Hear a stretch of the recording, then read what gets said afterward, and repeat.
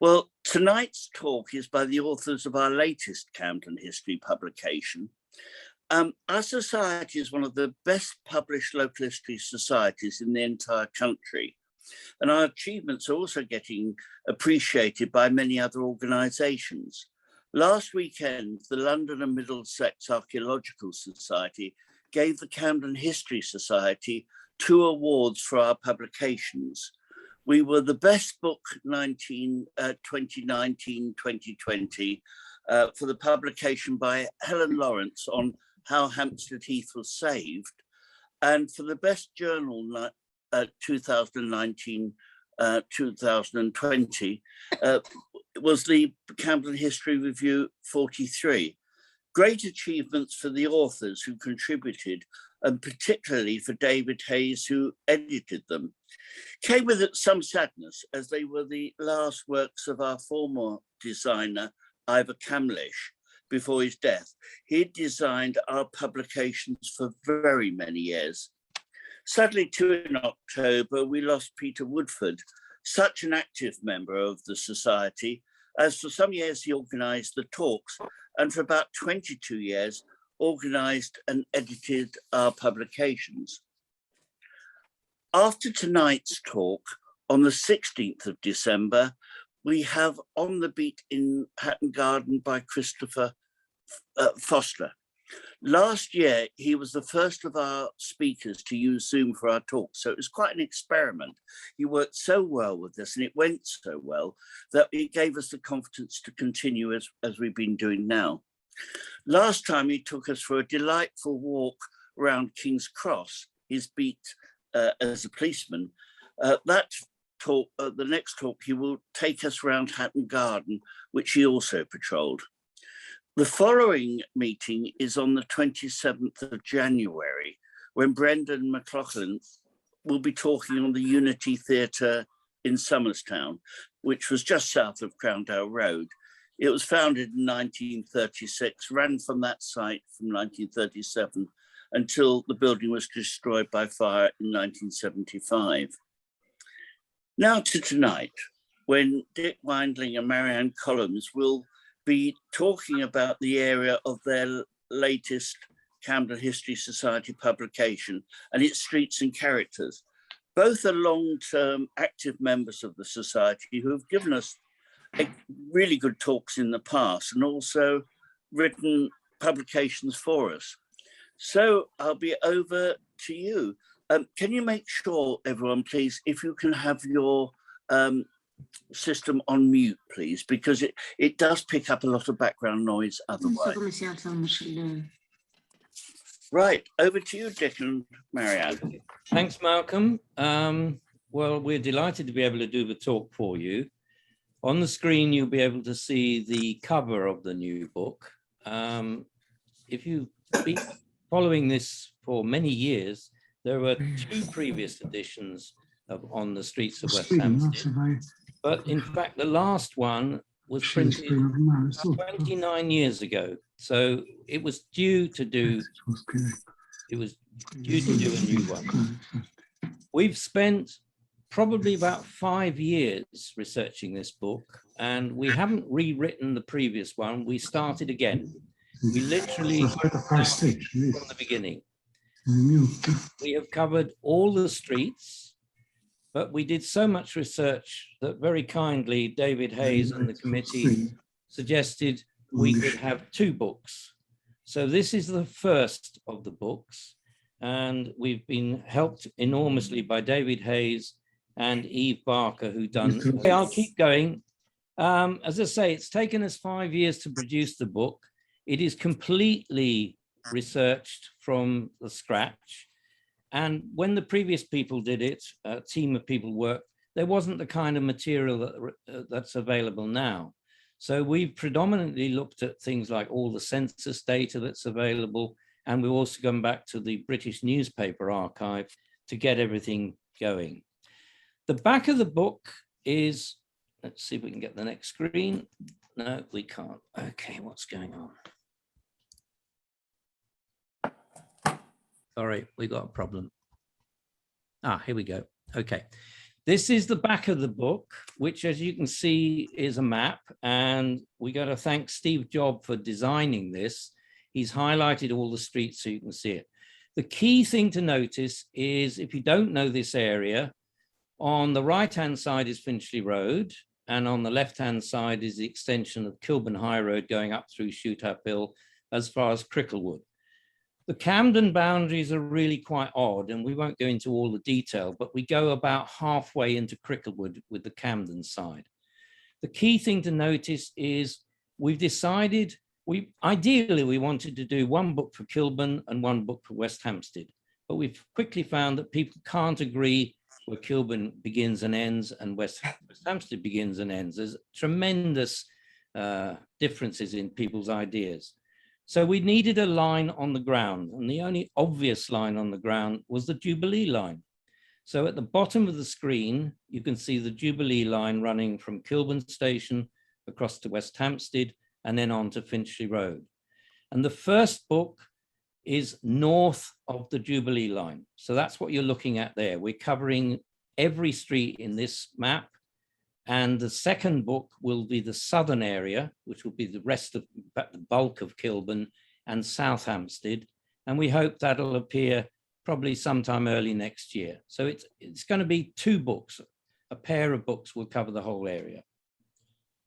Okay. Now, if you don't know the area, I'm having trouble, I'm afraid, with my controls. They're not working. Okay. Yeah. Not working either. Okie dokie. There we go. If you don't know the area, we're giving you the 1893 Ordnance Survey map. No video. And what you need to realize is that there is an old green called West End Green, which we've shown in green to make it obvious. And that's the center of the old village. North of that was a very large house called Woodbine Cottage, which I've shown in red, and I'm going to talk to you a bit about that. And then off to one side is another red marking for a public house, which was the Cock and Hoop, and Marianne will tell you a bit about that. We're going to jump backwards and forwards between us. Okay, so that gives you some idea of where we are. Cholmondeley Lodge is now gone, obviously, and it's Cholmondeley Gardens. And the Emmanuel Church, you can see on the left-hand side, actually has moved up around to where Woodbine Cottage is later. Let's see if we get another map. Okay, the story I'm going to tell begins with cholera. This is a wonderful illustration from Punch. You can see the date, 1858. Cholera was really rife in the 1850s, and it was called King Cholera. It was the main disease that was killing people. There was a great debate about how it was spread. The predominant view was the miasma theory, which is to do with bad air. It was thought that people lived in poverty, they got ill, they died of cholera. It was transmitted through the air. That was the prevailing idea of how it was spread. But it's not quite as simple as that. I've jumped on a bit because I just love this advert. I think it's a fabulous advert. This is for gun cartridges by the Ely brothers. Isn't that wonderful? So I've jumped ahead to 1927 just because I like the picture. I think it's a great picture. The Ely brothers were making gunpowder and putting gun cartridges, and were a very big firm in Soho in the 1850s. So they had a factory where they made percussion caps and cartridges, and they got their water from the Broad Street pump, and that's all their workers got their stuff from there. The 2 brothers were William and Charles, and the link to West Hampstead is they and their widowed mother moved to West Hampstead, and in fact to Woodbine Cottage. So the factory was in Soho, but they moved out and lived in West Hampstead. This is Dr. John Snow, and if you don't know the story, please follow it up. It's an amazing story. There's a very good book called The Ghost Map, which will give you all the details. So we've gone back a little bit, but he was working in 1854, and he realized that people were dying. Huge numbers of people were dying. 600 people died in just a few weeks. And he what he decided to do was to map where these people lived. He mapped all these things, Well, I don't know and why then they're talking started about it. asking people, where do you get your water? And predominantly he realized that they were getting it from the Broad Street pump. And he decided, well, We've missed 15 minutes. perhaps cholera is not maybe in the air. Maybe there's something to do with the water. What proved his theory is in West Hampstead, in West End, there was no cholera. But Mrs. Ely so liked the water from the Broad Street pump, she had a bottle of it sent to her every day in a wagon.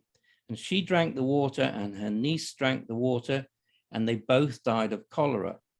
This was proof that Snow wanted to show it was not transmitted in the air, it was water transmitted.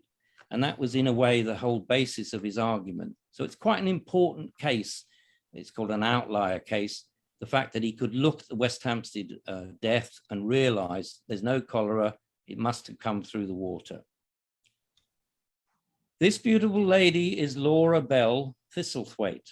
Now, she was the last occupant of Woodbine Cottage, so we're still at Woodbine Cottage. She's very beautiful. She's born in Ireland, and as a young teenager, she goes to Dublin and very quickly realizes she can make an awful lot of money by being a courtesan. She is a really beautiful courtesan. She starts having affairs with very rich men in Dublin, including, it's interesting, Dr. William Wilde, who turns out to be Oscar Wilde's father. She comes to London in 1850, and there she meets the Prime Minister of Nepal. And in a very short affair, he and she go off to Paris and they have a wonderful time. They become lovers. He's said to have given her jewels and things, £250,000. That's an astonishing £20 million worth today. It's an amazing story. Then she decides, well, she's going to settle down. So she marries a phenomenally rich man called Frederick Thistlethwaite, who owns most of the area around Hyde Park and Edgware Road. He's an incredibly wealthy man. She decides, after hearing a preacher, that she's going to become very religious. So she goes from courtesan to preacher fairly quickly, and she starts preaching at halls all over the country. But then in August 1887, Frederick is found dead in his home in Grosvenor Square from a pistol shot. Bizarrely, he kept a pistol beside the bed and used to summon the servants by firing the pistol into the ceiling. The inquest says he died of an accident, but obviously we don't know. Something happened and he definitely shot himself in some way, but it's a very strange story. It gets even more unusual because William Gladstone is fascinated by Laura Bell, and she becomes his friend for about 30 years.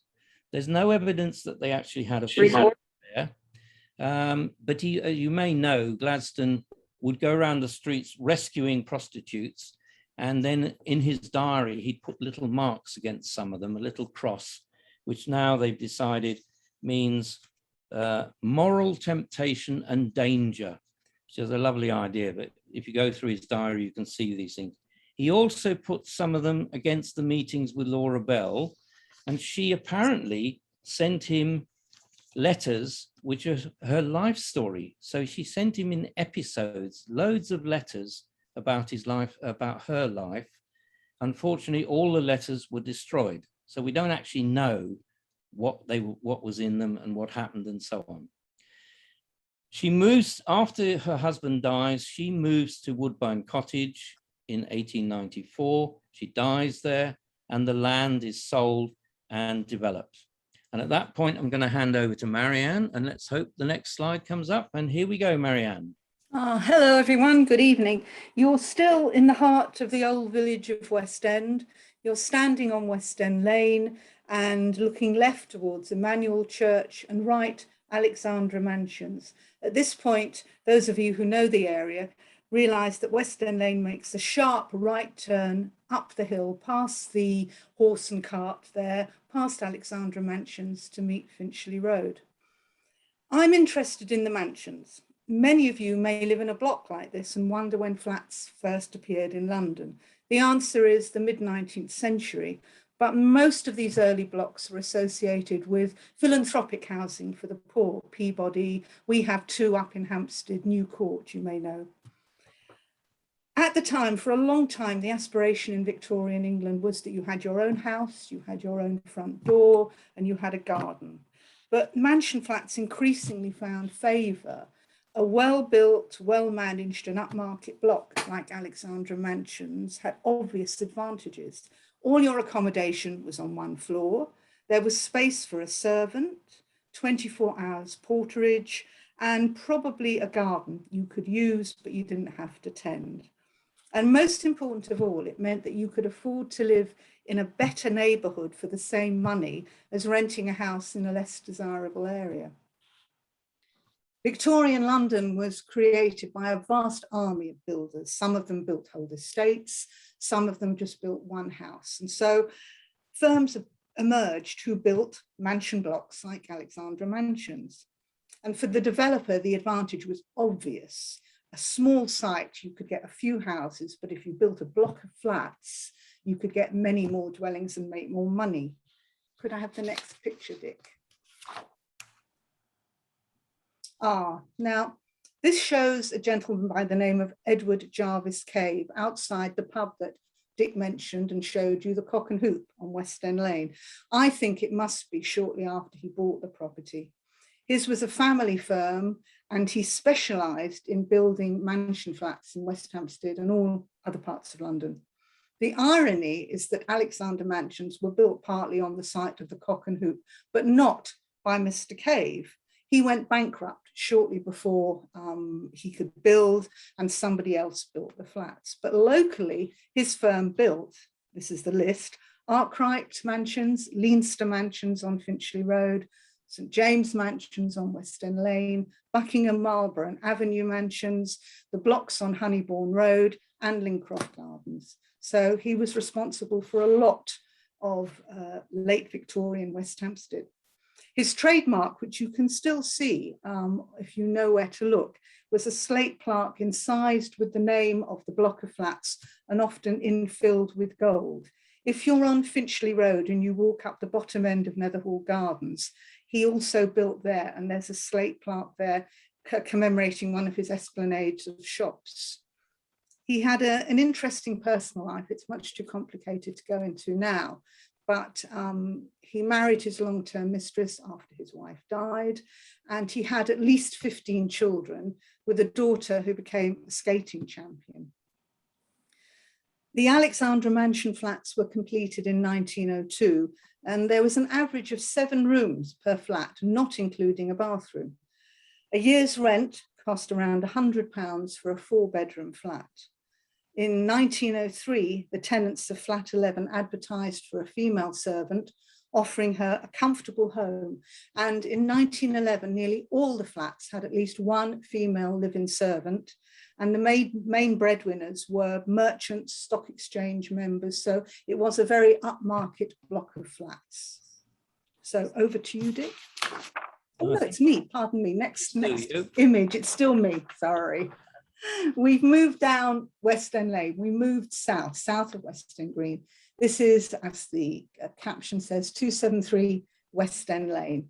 It was built in the 1890s. It was a parade of shops with living accommodation above, between Dennington Park Road, which would be on the left of this image, and Inglewood on the right.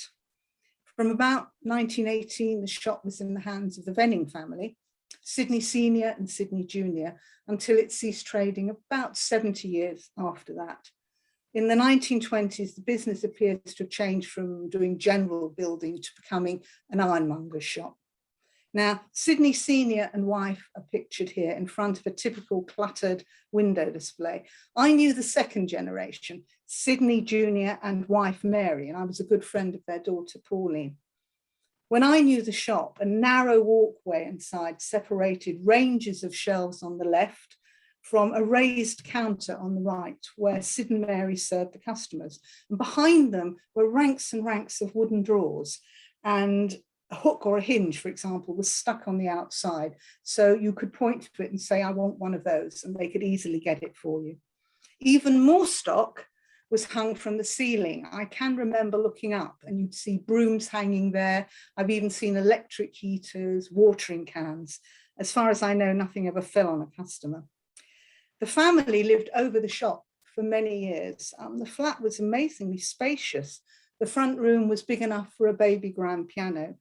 And Pauline and I spent many happy hours there. Not, I'm afraid, playing the piano, but playing pop records on her record player. The money-making side of the business was at the rear of the shop, fuel and keys. There was a pump there that raised paraffin from the underground, a huge tank under the shop to fill customers' cans. And it may come as something of a surprise that paraffin heaters were very popular even in the late 1970s. But it was under a grimy barred window that father and son crouched over a key grinding machine. They were both expert locksmiths and were on the call-out list when you locked yourself out. Sidney Jr. would often tell the story of being called to a flat in one of the roads behind the present Waitrose off Finchley Road, when a man returned from a night out and he couldn't find his keys. So Sidney duly turned up, unlocked the door and asked for his money. The man laughed. You've got that wrong way round. You should ask for cash first and then unlock the door. You can whistle for your money. But this wasn't the first time this had happened.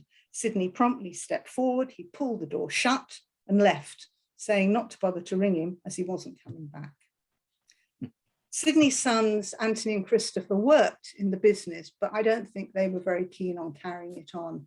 And it sold about 1986, and ever since it's been a restaurant or a bar. So over to you, Dick. Thanks. We're being very selective, as you probably guess. I mean, the book is absolutely packed, and we've just cherry-picked a few stories that we thought you'd be interested in. If you don't know this story, please look it up later. It's an amazing story. Some of you may well know, because it did get a lot of publicity. The Women's Social and Political Union were trying to get publicity, obviously, to get the rights of women to vote on equal terms with men. This is 1909, as it says, and they were very clever. These two women, Daisy Solomon and Elspeth McClelland, decided that they could go to the local post office in the Strand, and they found out they were allowed to post themselves. This is astonishing. The regulations said you can post anything. So they said, we want to be posted, please. They paid 3 pence, 3 old pence, threepence, and they get wrapped up in paper. What happens is the telegraph boy that you can see on the left walks with them from the Strand to number 10. Now they're very smart, these two ladies. They tipped off the Daily Mirror. So a photographer was waiting outside number 10 when they arrived, which is where this photo has come from. And you can see there's policemen and so on. They demand to be let in to see the Prime Minister, Herbert Asquith, who refuses to let them in. What happens is the postboy is allowed in, so he's allowed in, they have to wait outside, protesting. They're going, we've paid our money, you must deliver us. You must let us in. At which point this photograph happens the moment an official comes out and says, we're refusing to accept delivery. You've got to be treated as dead letters and returned to the post office. It's an amazing idea, isn't it? They were dead letters. But they're interesting that it worked because the publicity was enormous. This is the front page picture of the Daily Mirror. Absolutely astonishing. Now, Daisy lived in Sumatra Road in West Hampstead. She and her widowed mother and her brother were all activists in the Women's Union. They were South African. They were very left-wing people in South Africa, and they came over here and joined the WUPS. Elspeth, in fact, lived in Kensington. Now, it didn't get immediate an action. It took a long time. The Battle of Suffragettes went on for quite some time. In 1918, an act allowed women over 30 who had a property qualification could vote, but they didn't get full equal voting rights until 1928. So it's a very long battle to get actually equal rights. We're going to probably switch back over to Marianne, who's going to talk to you about this very interesting, brave soldier with a VC, Victoria Cross. To give him his full name, this is Alan Ebenezer Kerr. He's Scottish, he studied law, and he joined the 3rd Battalion Gordon Highlanders as a second lieutenant in June 1915. And as Dick said, he went on to have a very interesting war, but we don't really know enough about him. We're going to research him in greater detail and put a blog up. Kerr was sent to France in October 1915. Then he went to Salonika. In December of 1916, he was invalided home. He had very bad malaria, but he insisted on returning, and he went to the French front in May 1917. He fought at the Battle of the Somme, Passchendaele, Arras, Ypres, and Cambrai. But it was in the Spring Offensive 1918 that he earned his VC. On the 21st of March, the Germans breached the British lines near Cambrai, and Kerr managed to hold up the advance at one point, and he sent word back to the battalion headquarters, we're going to stay. He didn't have a lot of men, many were wounded, but we're going to stay and make a stand until hopefully you can rescue us. His main weapon was one Vickers gun. The Germans launched several attacks using bombs, bayonets, gas, and machine guns. And after Kerr's Vickers gun was disabled, Kerr's troop used their revolvers and hand-to-hand fighting. They seized weapons from the Germans, which they turned on the enemy. And they only surrendered when all their ammunition had been used up. And amazingly, despite being exhausted, hungry, and suffering very badly from the gas attacks, Kerr and his small troop of men held off 500 of the enemy for 3 hours, which is, I'm sure you will all agree, an amazing thing to do. He became a prisoner of war, finally repatriated in December 1918, and he was awarded his VC in November 1919. And the official citation described his behavior on the day as absolutely cool and fearless. He was part of the Guard of Honor that escorted the body of the unknown warrior to Westminster Abbey in November 1920. I think 100 VC holders were amongst the Guard. And Anthony Powell was inspired to use him as the model for his character of Colonel Finn in his 12-volume A Dance to the Music of Time. Kerr remained in the army until 1925, and he rejoined in World War II as a major in the department of the Chief of Imperial Staff and attended the Potsdam Conference. He was living at 24 Fordwych Road when he died aged 75 in New End Hospital, Hampstead. And he was buried in Hampstead Cemetery, Fortune Green, in September 1958. Could we have the next picture? Dick and I edited the Good Grave Guide to Hampstead Cemetery, but we did not find Kerr the first time round. The cemetery was incredibly overgrown, and his grave was uncovered in subsequent clearances. His VCs and his other medals were put up for auction in 1991 and now form part of a rotating display at the Imperial War Museum in the Lord Ashcroft Gallery. Before we move on, remember the angel, and Dick, can we have the next image? There she is again, the angel on top of the spectacular monument that features on the cover of our Good Grave Guide. I think it was photographed shortly after completion. It's so beautiful. When I last checked, it was one of 18 listed memorials in the cemetery. Despite its size, it's the family grave of just 3 people: Mattie Bianchi, her husband Cesare, and her sister Mary Gall. Cesare was head chef at the Café Royal when the couple lived in Lawn Road, number 21, behind the Royal Free Hospital. Mattie's real name was Martha. She came from Scotland, where the couple met when Cesare was working in a hotel restaurant there. Their daughter Patricia was born in 1921 and their son Robert in 1936. But sadly, Mattie died from an infection a week after Robert's birth, and this elaborate tomb was created for her. After Mattie died, Mary moved from Scotland to London to help Cesare look after the children. The plot cost £600. It's a freehold plot. And for maximum impact, as you approach it down the path, it was designed in the form of a triangle. We learned from the family after the Good Grave Guide had been published that Cesare designed the memorial in fact. It was carved and moulded in fact, presumably a lump of lard. And this sounds a bit strange now, but many chefs and pâtissier chefs would do models in lard, ice, and in salt. The memorial was commissioned in Italy, shipped back to England in pieces. And strangely, Cesare didn't use a local mason. He used Farley's, who have now closed. They were opposite Kensal Green Cemetery. They didn't use a crane. They built a huge ramp, and slowly the angel was pushed up and then erected upright. And there's a poem to Mattie on the flat tombstone below. The two carved panels show on the left. We thought it was Cesare and Mattie cradling baby Robert. The family says it's actually Cesare and his daughter with baby Robert.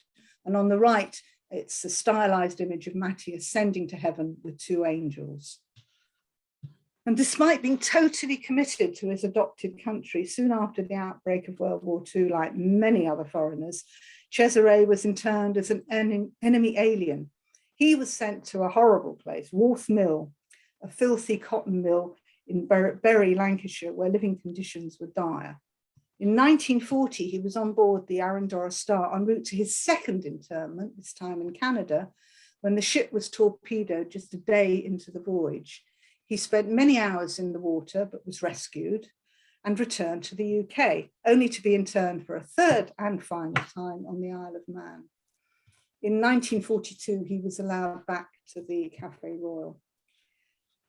Cesare and sister-in-law Mary were both killed when a V2 rocket fell on Smithfield Meat Market shortly after 11 a.m. on March the 8th, 1945.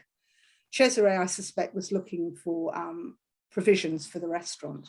The market was very crowded. 110 people died, 123 were very seriously injured, and a further 243 had lesser injuries. The bomb penetrated and completely destroyed the two-story market, and it exploded underground in the rail system beneath the market. Rescuers were faced with this huge, gigantic crater, and it took many days to discover all the bodies. Mary was found on the 8th, and Cesare 2 days later on the 10th, and they were both buried on March the 19th at Fortune Green. So if you would visit the cemetery, which is well worth visiting, this enormous memorial just has 3 people in it. Over to you, Dick. Thanks, Marianne. We've in fact covered wartime bomb damage throughout the book. Some of you will probably know there's a online bomb site, it's called, which looks at bomb damage, but you have to realize it only covers the Blitz. We've covered everything right the way through. This is a rather poor picture because it's a newspaper photograph of the damage from a V2. Just to give you a bit of background, Hitler launched the vengeance weapons towards the end of the war. The first was the V1, which was the flying bomb known as the Doodlebug, which people came out and thought the Germans were sending over aircraft which had caught fire, and they were standing there watching them until they realized that once the engine cuts out, it'll drop and then would explode. So the first Doodlebug attacks were in June 1944. And then a few months later, the V1 starts coming. Now, the V1 is very different from the V2. Sorry, the V2 is very different from the V1. Let's get them around the right way. The V2 is a rocket. You don't hear it coming. It's supersonic. It just comes, drops, and explodes. This is the first one in our area on the 8th of January, 1945, as it says. It landed on the railway embankment around Iveson Road and did enormous damage because it was actually up on the embankment. So it destroyed both sides of the embankment. To give you some idea, 64 people died, a huge blast. Sorry, let's start again. 4 deaths in Iveson Road itself, and 64 people were injured. The blast destroys 14 houses and damages 152. And about 16,000 other properties were damaged. The rescuers worked through the night, and there's a very sad story that the driver of the first rescue vehicle arrived on the scene. He found one of the dead under the debris, and to his horror, it was his own daughter, his 21-year-old daughter, and she was found by her father. Another woman was rescued after 8 hours, trapped under a sink in one of the damaged houses, but she survived. They dug down and got her out. So there are astonishing stories. The next picture is actually a very good picture. We're now on Finchley Road. So we're standing on Finchley Road, one of the buildings looking down. This bomb is behind the Arkwright, what was the Arkwright Central Library. So we're looking at 212 Finchley Road and Arkwright Central Library, as it then was. The damage was huge. 1,000 homes were damaged. But amazingly, there were no deaths. It's very strange, this. It's done a huge amount of damage to the properties. There were actually no deaths. So as I say, we cover all the ordinary bombs, the V bombs, and so on throughout the book. Back to you, Marianne. Oh, well, one of the reasons I've chosen to talk about the Peace Park on Maygrove Road is this great photo taken by Dick's partner, Caroline. It shows the statue that sits on a boulder at the top of the park. The other is to comment on how much the north side of Maygrove Road has changed. I would regularly visit a school friend there in the 70s. I'd walk from West End Lane all the way to Kilburn. I'd go past scrubby, horrible bits of trees behind broken wire fences. Then you had a range of light industrial premises, and these backed onto a high embankment over a huge railway cutting, and you could hear the trains shunting the trucks all night. There's a short film on Pathé News of Dexian, the metal prefabricated shelf makers who had premises there. There are glimpses of Maygrove Road houses and the deep railway cutting. And this time it's not shelving being built, but workers putting together an easy to assemble house for earthquake victims. But the factory I remember was called Brandoid. They made plastic buttons. M&S bought nearly all of them, their buttons, from Brandoid. The area was saturated with the smell of melting plastic. I don't know whether you've ever smelt it, but it was really foul. And it was a cause of great concern when the West End Sidings estate was being planned. And the estate was largely responsible in causing these companies to close or relocate. The guy who was at Brandoid moved his factory to York and claimed that he commuted every day from London to York. It seems a bit unlikely, but that's what he said. The Peace Park breaks up the new building line. Camden Council minutes of April 1893, to quote, described the open space as serving as a permanent reminder of the council's commitment to peace and its support for the policies of the peace movement. Tory councillors opposed the idea of any park, and they were committed, they said, to removing it as soon as they were next in power. Well, this hasn't happened since, and I, for one, am very glad that the park is still there. It was the first Peace Park to be opened in the country on the 9th of August, 1984, Nagasaki Day, to coincide with the 39th anniversary of the dropping of the atomic bomb. Camden approached 5 sculptures for suggestions for a statue, and the council said it had to make an impact, it had to be robust, vandal-proof, and weatherproof. Once again, the Tory councils were outraged because an estimated £12,000 was paid to Sir Antony Gormley for this winning design. a bronze sculpture which is officially named Untitled Listening, but everyone calls it the Listening Man. Despite the council's ruling, it had to be restored following vandalism, as well as the rock. The rock was covered in graffiti. The park fell into disrepair, disuse in the late 1990s, early 21st century. It was then given a makeover, and in 2016, this was the first Gormley statue to be granted listed status.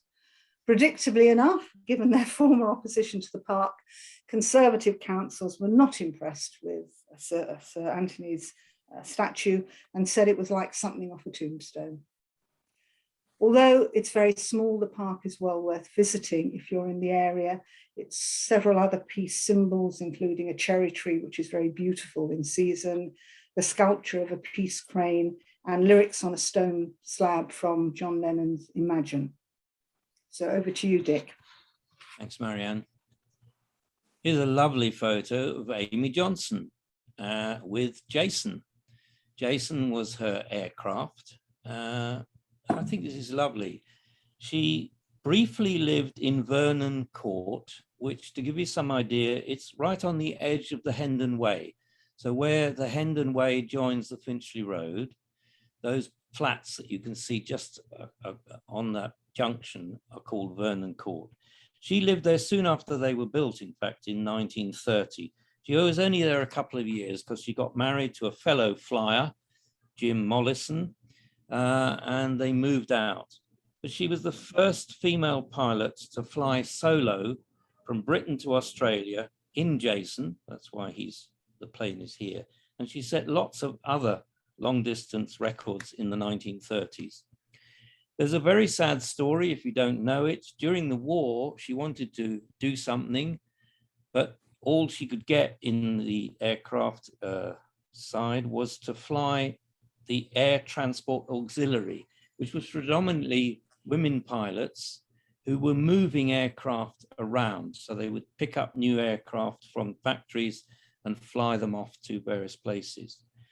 On one of these in January 1941, she's blown off course in awful weather conditions, and she seems to have bailed out over the Thames estuary, but her body was never found. It's a really tragic story for someone who has such an illustrious flying career in the 30s. So she's one of the other people that we've got in the book. Here's someone you might recognize. This is Dusty. But this is a bit strange because Dusty is always thought of as being someone who lived in West Hampstead. In fact, she was born in West Hampstead. She was born in a nursing home in Fordwych Road in 1939. And the family, she was an O'Brien. The family, she's a lovely name, Mary Isabel Catherine O'Brien, very Irish family. The family had lived at 104 Sumatra Road, and her elder brother was born there. But when Mary's birth certificate was filled in by her father, he was an income tax advisor, accountant. He registered the birth on the 23rd of May, 1939, at 97 Lauderdale Mansions in Maida Vale, which is where his office was. So we're now fairly sure she really didn't live in West Hampstead for very long, despite everyone wanting her to be a local in West Hampstead. And she actually says in one of her biographies, I grew up in West Hampstead, but looks like she wasn't there very long. But that's one of our singers. We've got lots of singers in the book. Here's another one, which you might not know. Olivia Newton-John she definitely lived for some time in Dennington Park Road. She had a flat there in 1965. Brief background, she's born in Cambridge, and then the family go to Australia when she's 5. She gets work in Australian radio and TV. And then she comes back and lives in West Hampstead in 65. She gets her first single in 66. Then she meets Bruce Welsh, who's the guitarist with the Shadows, Cliff and the Shadows. And they dated from September 66, and they lived together. Despite he being much older and having a wife, they managed to have a very good relationship. Of course, she's best known for Grease, which is 1978 with John Travolta, and her singing career really took off at this point. We got yet another singer in Dennington Park Road. This is Robert Palmer. It's taken me a long time to work out his address, but I managed to contact somebody who'd formed the band Vinegar Joe. This is one of Robert Palmer's early bands. Vinegar Joe was a fantastic group. It had Elkie Brooks, and it had a guy called Pete Gage, who was the guitarist. And Pete Gage was married to Elkie Brooks, although they had to keep this rather quiet. But Pete Gage, who now lives in Australia, has communicated with me and has told me that the address was 35 Dennington Park Road, where Robert had a basement flat. And Pete remembers sitting cross-legged on the floor writing some of the lyrics. Vinegar Joe were very successful for a very short period of time.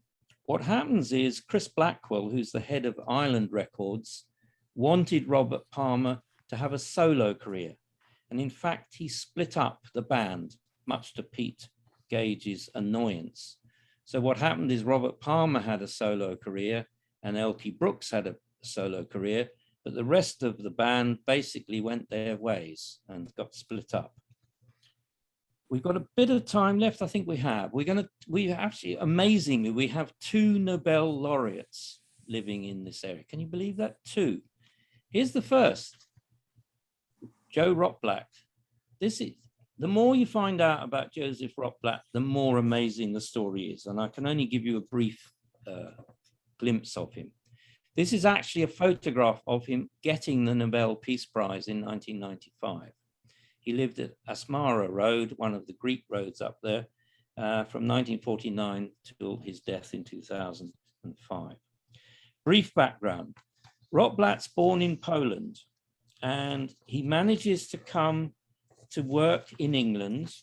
He comes to work with James Chadwick. Chadwick had discovered the neutron, and they were working at Liverpool University under cover of something called tube alloys. And if you don't know the background, tube alloys is the cover name for the British nuclear projects, nuclear bomb projects.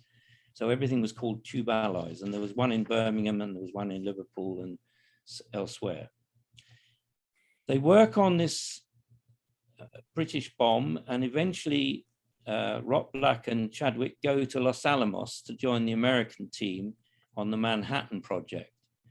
But Rotblat has a major crisis of conscience, and he stays there less than a year. He does not like what's going on.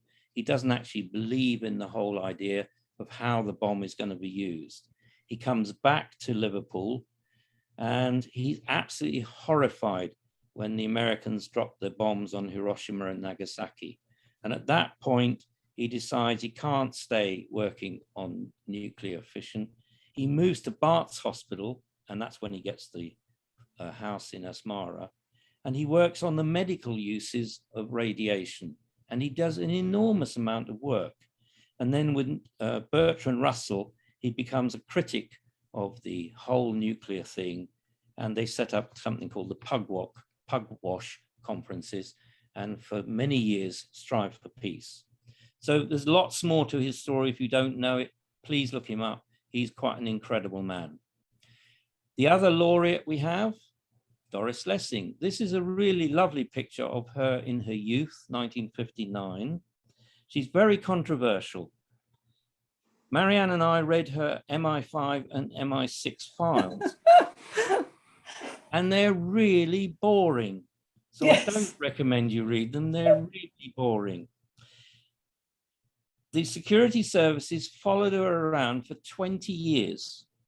The point is, they were really concerned about her communist views in Rhodesia in the 50s. That's the kind of key to it all. They were worried about what was going on. She had married a communist, and they were very worried about what's going on. But in fact, she basically just is a left activist, and she's certainly not a spy, and there's no sign of her doing anything. She famously leaves the Communist Party of Great Britain which she joined briefly, but she got very annoyed, and other people left as well, when the Russian tanks crushed a Hungarian uprising in November 56. A lot of people left the British Communist Party. Here's a picture of her when she was in Gonda Gardens, much later. She's awarded the Nobel Prize for Literature in 2007. And there's some very strange footage online. She's out shopping with her son, Peter, and she comes back in a taxi, and the house is surrounded by reporters from all over the world. And she's going, "What are you doing here?" And they say, haven't you heard the news? And she says, "No." "Well, you've just been awarded the Nobel Prize for Literature." "Oh, have I? Oh, well, that makes the set, because I've got all the other ones as well. What do you want me to say?" So it's a very strange interview, which you could find footage of online. She dies at the home, this home in Gonda Gardens, in November 2013. She's 94 when she dies. That's all we've got. So we've rushed through things. We're just giving you a flavor of the book, but we'll happily take some questions, Malcolm. If people have got questions, we're very happy to try and answer them. Back to you, Malcolm. Right, can you hear me? Yes. Yes. Oh, that's right, fine. What I can't see, however, is on the tablet I'm using, who's putting their hands up or anything like that. So you probably could see that better than I can, Dick, on what you've got. Okay, let me try and change the view. Shall I stop screen sharing? Stop, we can't. No, it's not working. Oh, here we go. Thank you. Oh, right, yes. Thank you. Now you can see people. Yes. Right, is there, could we invite some questions? If so, unmute yourself to ask them. Yes, please. I'd like to ask one. Fine. Could you tell us something about the stonemasons on Fortune Green Road opposite the gate of the cemetery, please? Marianne, do you want to pick that one up? You used to be able to see it really well, but it's now much more private. It's hard to see the building. Yeah. Marianne, do you want to pick that one up? Yes, there were several stonemasons, in fact, opposite the cemetery. The one you're talking about is Underwood's, which had this wonderful Grecian house. It was sold as a private dwelling 10, 20 years ago, but there was a succession of stonemasons there, which Dick and I, again, have, they're in this book, they're in the Good Grave Guide, there's quite a lot about them. And it was basically, you went to whichever mason you wanted, you had a choice. And if you go into the cemetery and look at the gravestones, the curbs around the bottom edge, you will often see Underwood, and some of them say Underwood opposite the cemetery. So they were the longest lasting ones there. There is also, I think, if I remember right, Dick, a link to George Gissing, because yes, we did a article for the History Society on George Gissing, the novelist, and he has, I can't remember now what the exact link was, but there is a link to the Underwood family. So have a look at the Good Grave Guide. There's a lot of information in that. And have a look in the cemetery as well. Have a look at the curbs, but take care. Fine. Can I ask about any known criminals, please? Or baddies? Loads of criminals, Dick. Loads of them. There are quite a few. Probably the best thing for you to do is to look at our blog. We have a blog which has got, I think, about 125 stories, and many of them, because I'm particularly interested in criminals, there's quite a lot of them. There are safe blowers, there are bank robbers, there are all sorts of people. Lots of forgers in the 50s. And forgers. So there's quite a lot, but you'll find some in the book, but there's probably more on the blog site. Can you not pick one just to tell us about? Oh, who would we pick? What do you think, Marianne? Let's think.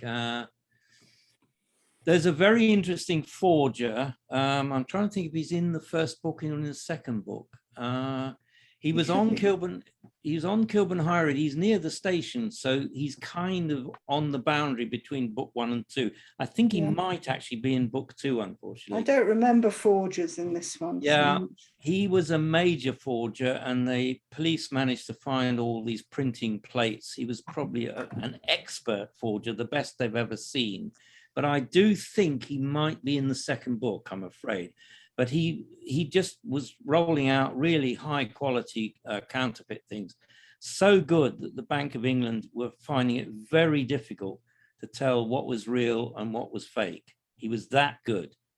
Really. And probably the most famous criminal is John Duffy on the West End Sidings estate, which is a very sad one. Yeah, this is the railway killers. We've tried to be very careful about this. They are in the book. We haven't gone into detail because it's such a high profile and awful case. Just look up the railway killers. There's loads of books about them, but he lived on what is now the Sidings, in fact, quite near the Peace Park, where Marianne showed you the thing. So John Duffy, we just look up John Duffy railway killers if you want the most notorious killer, but we didn't want to sensationalize it. So we've mentioned it, but not gone into great detail. Okay, other questions? I'll come back to you.